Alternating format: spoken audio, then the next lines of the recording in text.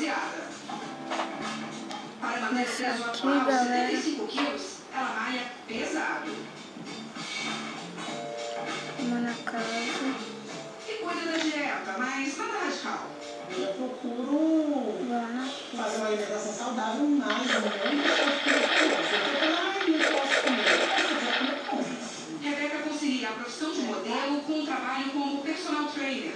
A boa fase tem inspirado a irmã Aline, que treina junto com Talvez ela. eu vou demorar fazer uns 10 minutos de vídeo só. Começar lá de cima.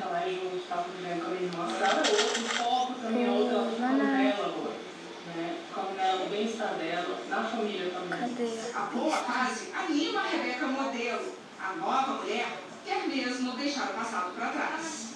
E agora é só olhando a estrada que tem pela frente, eu sei que é muita coisa. Vou aqui na pista.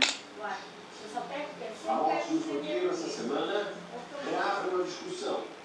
Até que ponto as músicas com provocações à polícia podem se voltar contra a física? MC Vitinho é mais uma lista de funkeiros mortos. O que a família dele diz que aconteceu é bem diferente da versão da polícia.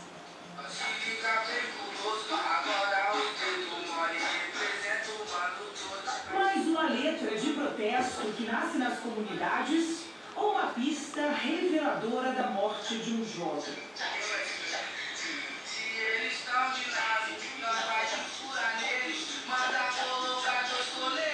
Neste vídeo, Vitor Mesquita, conhecido como MC Vitinho, canta um funk com ameaça aos policiais.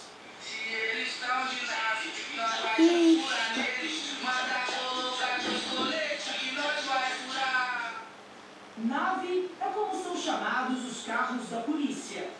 Furar é atirar. Na última Galera, quarta-feira, o funkeiro hoje é foi sonho. tiros no Guarujá.